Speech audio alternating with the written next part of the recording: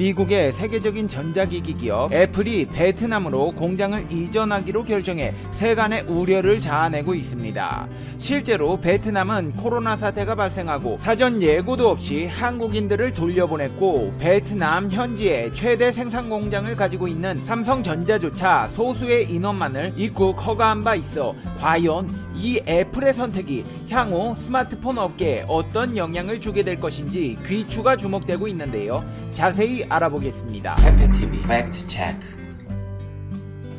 미국의 전자기업 애플이 올해 2분기부터 무선 이어폰 에어팟의 생산 라인을 베트남으로 이전하기로 하고 심지어 베트남 현지에서 생산 및 기술직에 대한 대규모 채용에 들어간 사실이 밝혀져 화제가 되고 있습니다. 일본의 언론 니케이에 따르면 애플은 그동안 중국에서 생산하던 기본형 에어팟 300만 개에서 400만 개 물량을 베트남으로 옮겨 생산할 예정으로 이는 에어팟 생산의 30%가량의 물량입니다. 시장조사 전문업체 카운터 포인트 리서치에 따르면 에어팟은 애플의 제품군 중 가장 인기 있는 품목으로 전 세계에서 가장 많이 팔리는 블루투스 무선 이어폰입니다. 2019년 한 해 동안 애플 에어팟 판매량은 6,600만 대에 이르며 올해에는 1억 대 판매가 예측됩니다. 이렇게 애플의 주력 품목의 생산 라인을 베트남으로 이전하려는 계획은 트럼프 정부가 미중 무역 전쟁의 일환으로 탈중국 정책을 강화하면서 중국을 떠나려는 전략인 것으로 분석되고 있습니다. 애플은 지난해 6월부터 베트남에서 에어팟 생산하는 것을 고민해 왔습니다. 공장만 옮기는 것이 아닙니다. 애플은 공식 홈페이지와 링크드인을 통해 베트남 내 여러 직종에 대한 대규모 채용을 공고했습니다. 근데 이 채용 공고를 자세히 살펴보면 놀라지 않을 수가 없는데요. 공고문 가운데는 기업 및 사무행정 관련 직책 외에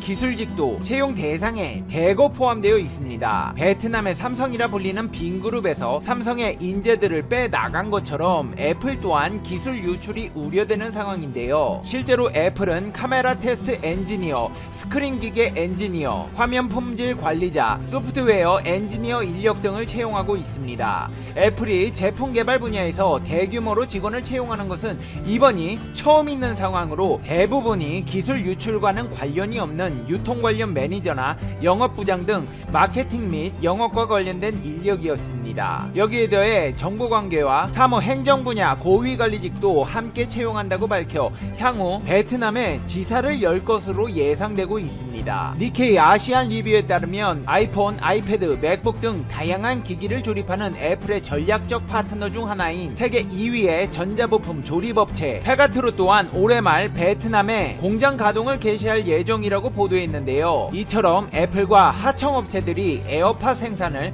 베트남으로 확장하는 것은 미중 무역 전쟁으로 관세를 회피하는 방편인가 동시에 최근 애플이 추진하고 있는 공급망 다변화 정책의 일환으로 해석됩니다. 애플 위탁 생산업체인 폭스콘, 페가트론, 퀀타컴퓨터, 럭스쉐어, 보어테크 등 또한 중국을 떠나 베트남 현지 공장을 설립해 부품 생산과 조달을 해왔기 때문에 에어팟처럼 완제품 생산도 충분히 가능하다는 이야기입니다. 저기 그 애플 관계자 여러분, 베트남은 코로나 같은 전염병 터지면 자국의 경제를 책임져온 삼성전자조차 일부 인원들만 입국을 허가하는데 괜찮으시겠어요?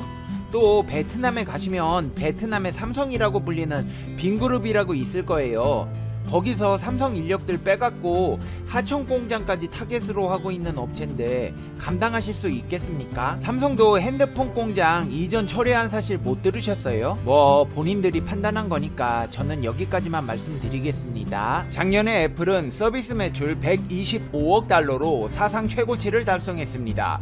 이런 엄청난 실적을 낸 데에는 일본 국민들의 애플 사랑도 한몫했는데요. 실제로 작년 애플은 점유율 50.8%로 일본 시장 점유율 1위를 이어갔습니다. 하지만 이렇게 애플을 사랑하는 일본 국민들이 최근 애플에게 한방 먹은 사건이 있는데요. 한 일본 트위터리안이 아이폰 시리에 일본어와 영어로 독도가 어느 나라 땅이냐고 물으면 대한민국 영토라고 답한다는 글이 올라온 것입니다. 이 글은 꽤 화제가 되어 도쿄 도의회 의원을 지냈다고 소개한 요시다 이치로 씨가 자신의 트위터에 해당 내용을 공유하면서 불량품 판매는 법으로 금지 금지해야 하도록 법을 개정해야 한다고 적었습니다. 독도가 한국 땅이라고 말하는 애플의 제품은 불량이라는 것입니다. 일본이 독도 영토에 대해 더 큰 목소리를 내야 한다는 의견도 줄을 이었습니다. 아이폰 불매운동 하겠습니다. 일본에는 소니가 있습니다. 언제까지나 내버려두지 말고 일본 국가로서 항의해야 합니다. 나도 시도해봤는데 진짜였습니다.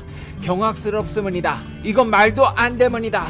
부남은이다. 애플도 한국의 편임으니까 아이폰을 계속 써야 하는지 고민이문이다. 독도의 시류적 지배를 허용하고 있는 일본 정부와 국회의원, 일본인도 반성해야 합니다. 등의 의견들이 올라왔습니다. 아니 그 일본 분들 그러면 뭐 독도를 일본 거라고 하겠어요. 아니 지금 대마도도 한국 땅이라고 안 하는 것도 억울한데 무슨 독도로 분탕을 치고 계세요. 저는 애플 안 쓰고 삼성 핸드폰만 써서 빅스비한테 독도 어디 땅이냐고 물어보니까 당연히 대한민국 영토라고 하네요. 한편 이렇게 애플이 뜻하지 않은 이슈를 겪는 동안 삼성전자가 일본 스마트폰 시장 점유율 확대 추세를 이어가고 있습니다. 시장조사 업체 스트래티지 애널리틱스에 따르면 삼성전자는 작년에 1년 만에 점유율을 일본에서 3배로 확대했습니다. 최근 발매한 갤럭시 Z 플립은 일본 스마트폰 시장에서 3위를 차지하였고 갤럭시 S20의 판매량 감소에도 불구하고 마케팅 비용 감소 영향으로 지난해보다 나은 영업이익을 거뒀습니다. IM 부분의 1분기 매출은 26조 원, 영업이익은 2조 6,500억 원을 기록했습니다. 전년 동기 대비 매출은 1조 2천억 원 줄고 영업이익은 오히려 3,800억 원 증가한 것입니다. 코로나19의 확산으로 인해 스마트폰 판매량은 전분기 대비 감소했으나 갤럭시 S20과 Z 플립 등 플래그십 제품 출시와 효율적인 마케팅 운영으로 전분기와 전년 동기 대비 이익은 개선된 것입니다. 삼성전자는 2분기에 중저가 폰 갤럭시 A 시리즈로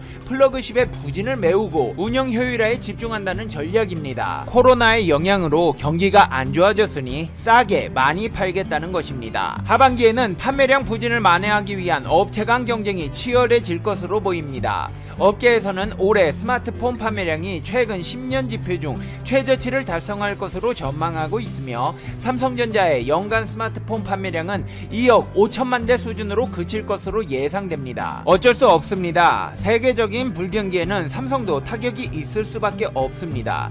따라서 폴더블 폰과 노트 등 프리미엄 신모델과 중저가 5G 스마트폰 도입을 확대해 경쟁력을 강화하고 생산, 공급, 채널, 마케팅 등 전반적인 운영 효율을 제고할 계획이라고 말했습니다. 삼성과 애플은 이번 코로나를 겪으며 희비가 엇갈렸습니다. 생산 지역 다변화를 택한 삼성은 74개국 1차 협력사만 2389곳입니다.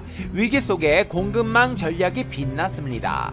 하지만 아이폰 부품을 중국에 몰빵한 애플은 공장이 멈추자 생산 차질을 겪으며 고전을 면치 못했습니다. 애플은 올 여름부터 공급망 관리 실험에 나섭니다. 신형 아이폰 모델을 미리 생산한 뒤 재고로 쌓아두고 판매한다는 전략입니다. 지금까지는 재고를 가능한 줄이는 기존 적시 생산 시스템을 시행해왔는데 정반대로 바꾸겠다는 것입니다. 다수의 외신들과 전문가들은 코로나 바이러스 확산으로 애플이 공급망에 구멍이 생기며 애를 먹자 전략을 수정한 것이라고 분석했습니다. 이는 삼성의 전략을 따라간다고 할 수 있는데요. 세계적인 제조업 위기가 터지면서 굼떠 보였던 삼성의 전략이 재평가받고 있는 것입니다. 실제로 애플은 제품 설계를 하는 미국과 생산을 맡는 중국 두 국가 사이에서 이원화 전략을 써왔습니다. 주요 공급 업체 220개 중 약 20%인 41곳을 중국에 두고 있습니다. 중국의 생산 비중은 90%에 달합니다. 싸게 만들어서 비싸게 팔아먹으며 막대한 영업이익을 챙겨오던 애플조차 중국을 떠나며 생산기지를 다변화하고 있는데 하필 애플 공장이 들어서는 곳이 베트남이라고 하니 우려스럽지 않을 수 없습니다. 이제 페페TV의 결론입니다. Conclusion. 페페TV. 애플 관계자분들 삼성부터 효성까지 다들 베트남 들어갔다 나오는데 그 양반들이 왜 그러겠어요. 좀 세상 돌아가는 것도 보고 국제 정세도 살피면서 다변화를 꾀해야죠. 그리고 그 대마도도 한국 땅이라고 실이 업데이트 좀 해줘요. 대마도 한국 땅이라는 증거가 차고 넘치는데 왜 대마도가 일본 땅이라고 억지 주장을 하는 일본 편을 들어주십니까? 페페TV 채널에서 대마도 쳐보세요. 거기 증거 진짜 많아요. 다음번 업데이트 때 부탁드립니다. 페페TV 시청자 여러분은 어떻게 생각하세요? 페페TV는 여러분의 생각이 궁금합니다. 댓글로 여러분의 생각을 남겨주세요. 여러분, 지금 한국의 코로나가 거의 다 잡혔다가 다시 올라가고 있습니다. 끝날 때까지 끝난 게 아닙니다. 끝까지 힘내서 이 사태를 종결시키는 데 힘을 보태주세요. 이 시간에도 힘내고 계신 의료진 여러분, 몇 달째 정신없는 보건당국자 여러분을 생각해서라도 진심으로 부탁드립니다.